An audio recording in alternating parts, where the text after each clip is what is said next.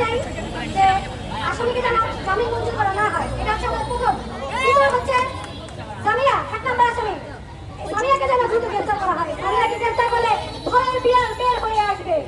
জামিয়া, তুমি বলেছিলে যে আমি কিছু করিনি, আমার নাম আসবে না, কোথায় তুমি এখন? আসো না, জানো এসে প্রমাণ করো যে তুমি কিছু করো না, তুমি আমাদের সামনে হত্যা করো নাই। এখন তোমার সাহস নেই, কোথায় গেছে তোমার সেই গুলি?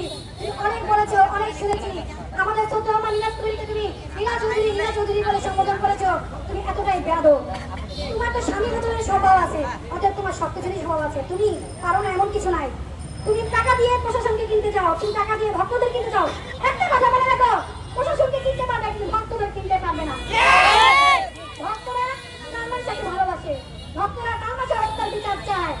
আমাদের এক ভক্ত লাইভ করেছে, সেখানে শাকিল কিবিয়া নামে একজন কমেন্ট করেছে, সালমান শাহের পরিবারকে হুমকি দিয়েছে, আমাদের শ্রদ্ধেয় আমার নীলা চৌধুরীকে বলেছে তিনি যাতে এই মামলা নিয়ে বাড়াবাড়ি না করেন, তাহলে সালমান শাহকে যেভাবে হত্যা করা হয়েছে তার ছোট ভাই শাহ চৌধুরীকে হত্যা করা হবে।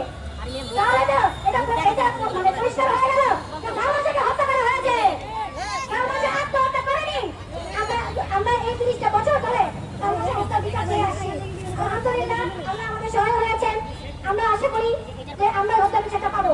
একজন আমাকে প্রশ্ন করেছিল যে ডন তো বগুড়া এবং আমাদের তারেক রহমান, আমাদের প্রধানমন্ত্রী শ্রদ্ধেয় তারেক রহমান, উনিও বগুড়া, আসামি কি ছাড়া পেয়ে যাবে, জামিন হয়ে যাবে, এরকম একটা প্রশ্ন আমাকে করেছে।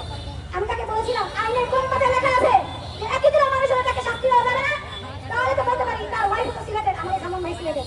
আমরা সিলেট বগুড়া বুঝি না, আমরা কোনো জেলা বুঝি না, মানি না। আমরা সালমান শাহ হত্যার বিচার চাই। আমরা চাই দ্রুত আসামিদের গ্রেফতার করা হোক, যারা বাংলাদেশে অবস্থান করছেন তাদেরকে গ্রেফতার করা হোক এবং আইনের আওতায় এনে সুষ্ঠু তদন্তের মাধ্যমে সুষ্ঠু বিচার করা হোক। কারণ আমরা সালমান শাহ মা আমাদের শ্রদ্ধেয় আমার নীলা চৌধুরী উনি বলেছেন তোমরা স্বীকার করো আমি ক্ষমা করে দিও, কিন্তু আমরা বলতে চাই আমরা হত্যার রহম না, আমরা ক্ষমা করবো না। আমরা সালমান শাহ খুনিদের ক্ষমা করতে রাজি না, আমরা সর্বোচ্চ শাস্তি ফাঁসি দেখতে চাই।